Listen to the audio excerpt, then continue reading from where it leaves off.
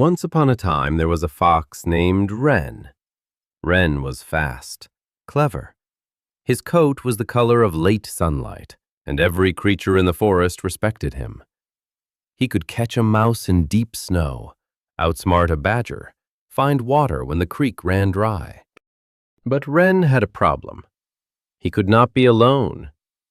When the sun set and the other animals went to their dens, Renn's heart began to race. The silence felt like a predator. The emptiness felt like a warning. What if something happens and no one is there? What if I miss something important? What if I am forgotten? So Renn ran. He visited the beaver lodge. He chattered at the magpies. He followed the deer herd until his paws ached. He filled every moment with noise, with movement, with anyone, because in the quiet, he heard a voice he didn't want to hear. One evening, after 3 days without rest, Renn collapsed at the edge of a frozen pond. His sides heaved. His ears drooped. He had spoken to 30 creatures that day, but he had not listened to a single one, not even himself. "You look tired, little hunter." Renn flinched. The voice came from the pond itself, not the water, the ice. Who are you? The wise owl. "I have been here for 1,000 winters.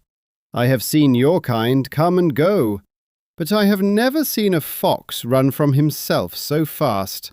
Renn wanted to leave. His legs twitched, but something held him there. Maybe exhaustion, maybe truth. I'm not running. Yes, you are. You run from stillness the way prey runs from fire. But stillness is not your enemy. It is your teacher.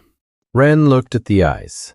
It reflected the first stars. When I am still, I feel empty. Good. Good? Emptiness is not a lack. It is a space. A cup is useful because it is empty. A den is useful because it is hollow. You have filled your life with noise and company and running, but you have left no room for you. But if I stop, Nothing will happen. That is what you fear most, that if you sit still, the world will forget you, that you do not matter unless you are doing. look closer. Renn leaned in.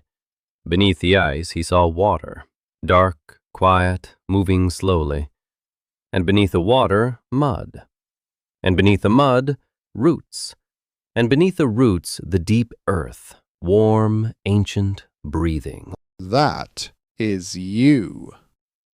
The running is the ice, fast, hard, visible, but beneath it you are water, slow, patient, alive. And beneath that you are earth, still, strong, home. You have spent so long being ice that you forgot the rest of yourself. How do I go back? You don't go back. You go down. Tomorrow. No. Now. Renn sat, not because he wanted to, because he had nothing left. The stars came out. The wind stopped. A fish moved somewhere beneath the ice, invisible. For the first time in his life, Renn did nothing. Renn stayed until dawn, then he went home, not running, but walking. He slept in his den without dreaming of being alone. He woke to the sound of rain and did not flee from it. The next week a storm came, a bad one. The other animals panicked. The magpies screamed. The beavers reinforced their lodge. But Renn lay in his den, still, listening. "What if the storm destroys everything?" whispered the old voice. "Then I will rebuild," he answered. "But not yet. Right now, I listen." When the storm passed, the others were exhausted. Renn was not.